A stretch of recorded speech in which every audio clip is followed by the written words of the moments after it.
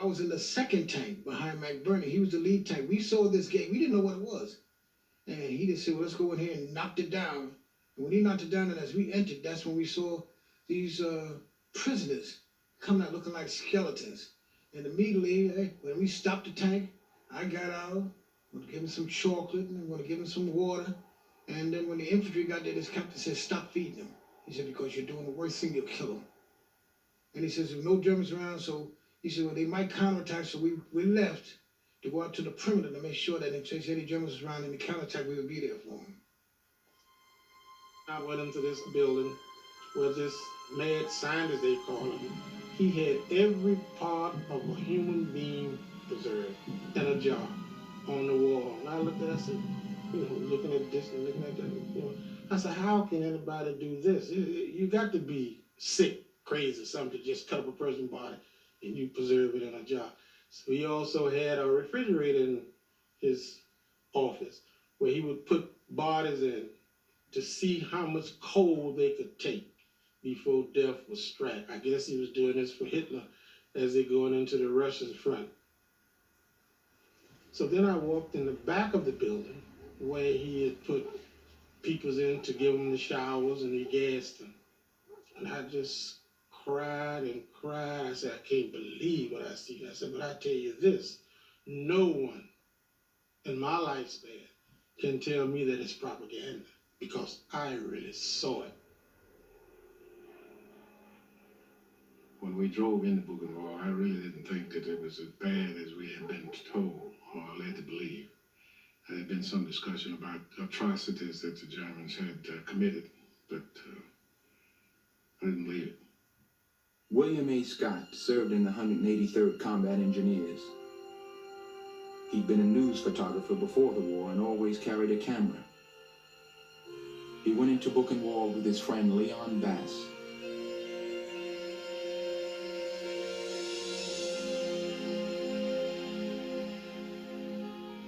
I guess had I been thinking clearly, I would have taken more photographs because there were some other pictures that were worse than what I actually took.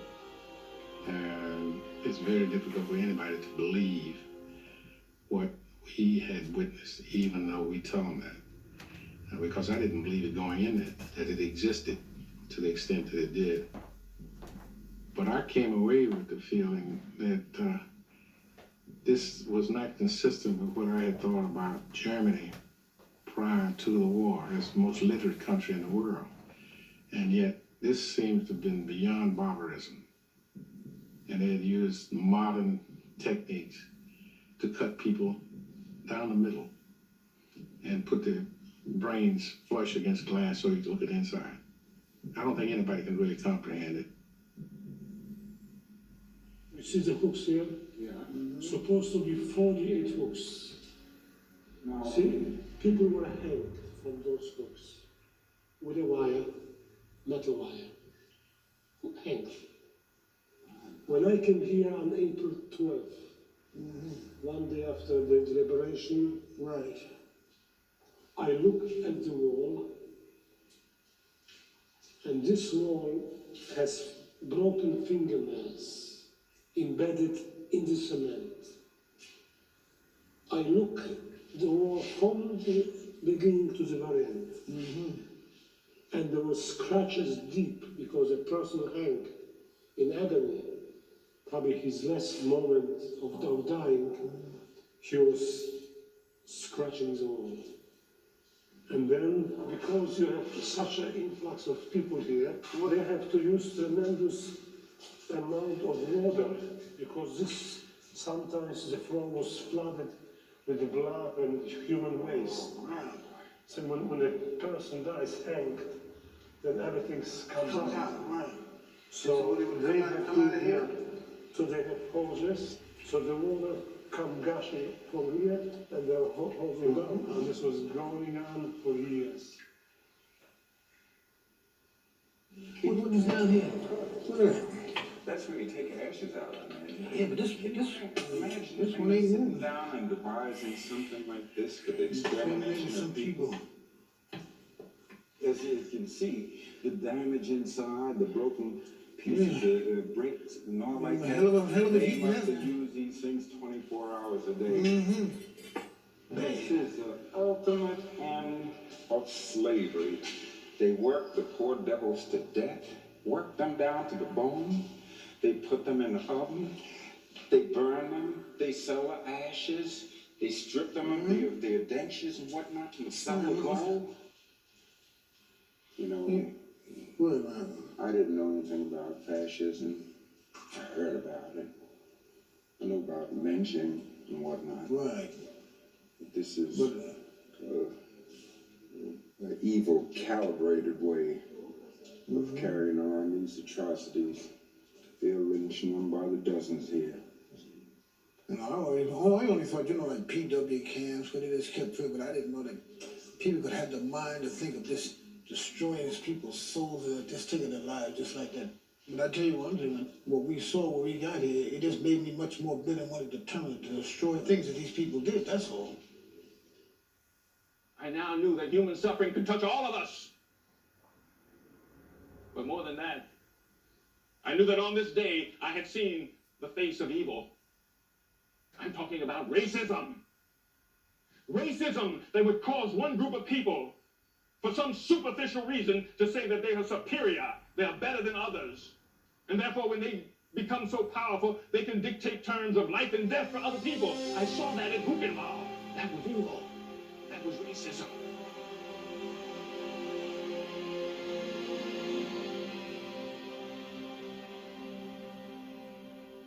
Two or 3 weeks after April 11, after the liberation, the American commander gave an order to concentrate all the German people of Weimar, mainly elderly population, children and women, to show them the horrors of the Nazis regime. What did they do in Buchenwald?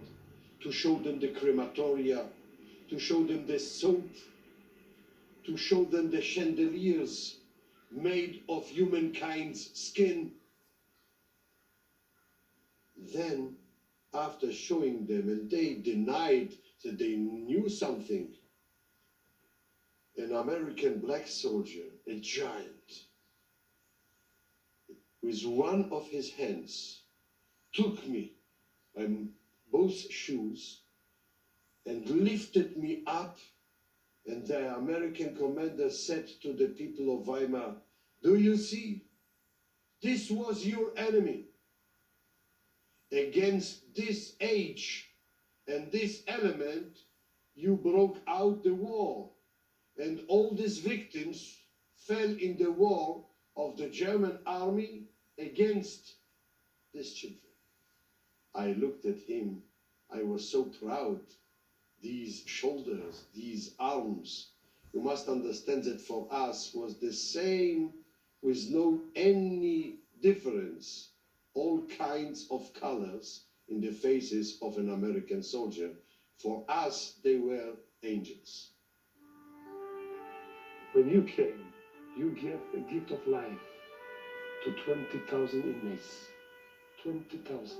Not only that, by saving the remnants, you save future generation.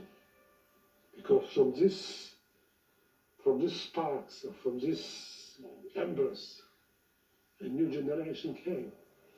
Doctors, sculptors, writers, people from walk of life. So your part is not only by giving people the gift of life, but you planted seeds for the future. And this is your biggest contribution you make. Not only saving their lives. So it means my child, non-grandchild, owes you something very precious. What a beautiful outlook. This is true. Okay, now I go, I put some flowers. We'll leave you alone. Okay, then. I'll let you have one more to do.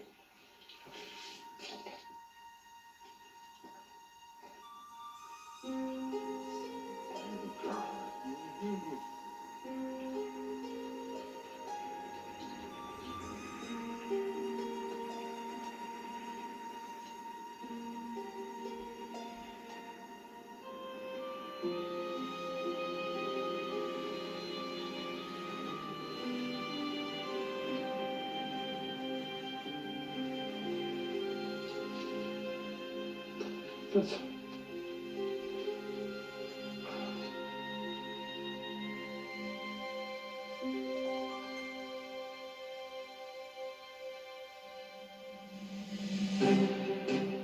By late April, the tanks of the 761st had crossed into Austria, finally meeting the advancing Russians at the river Enns.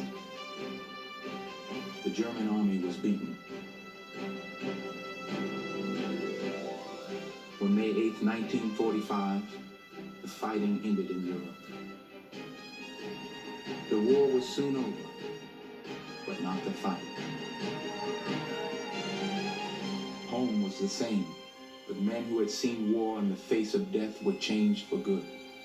When the war was over and we got back here, it made an impression on me, because to say that we done all this here, and in plain English, we still got kicked in the ass when we got back here. Well, whatever, I said it now. You know what I'm trying to say? You come back here, and you still, I had people in the South, relatives, and I had to visit them. And to go down there, and I couldn't even go in a store. I had to wait my turn to go in a grocery store to buy something. That was in Titusville, Florida. And that was in 1946. I'll never forget it. I had to wait my turn to go in the store to buy a package, a loaf of bread for my aunt. And I had been through all this crap overseas, so-called fighting for our country, and we get kicked in the butt again when we come back. I mean, it makes you feel bad, but like I've said before to the kids at the school, this is the only country I know, and it's a good country. Right or wrong, we're still a good country, but it's, well, whatever. Okay. America largely ignored the contributions of her black soldiers. It took 33 years for the 761st to be given the Presidential Unit Citation for their extraordinary heroism, the highest award any unit can win. But the profoundest gratitude came to them from those who were slated for death in the camps. Benjamin Bender, survivor of Buchenwald. Stephen Jacobs, child survivor of Buchenwald. Walter Woodson, Liberator.com. David Yeager, Buchenwald. Leon Bass, Liberator, Buchenwald. Sam Gross, Liberator, Buchenwald. Johnny Stevens, Liberator, Buchenwald. Alex Gross. 47 years after their liberation, 30 survivors of the death camps were reunited in New York with 40 of the African American soldiers who rescued them. To see the faces here, I don't think words can describe it. It's just unbelievable, because these people are angels to me. Just a miracle. I don't think another miracle could ever surpass this.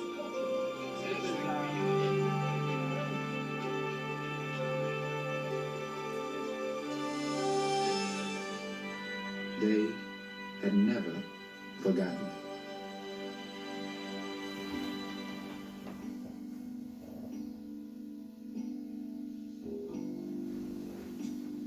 Nights are long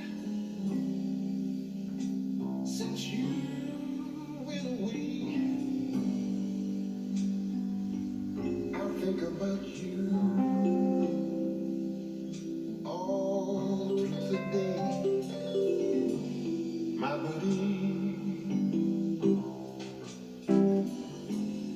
my buddy.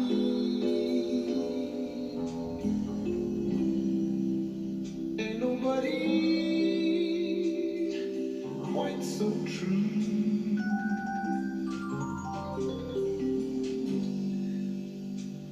I miss your voice, the touch of your hand. I just long to know that you understand, my buddy. Oh, you're a pal. Yes, your buddy misses you.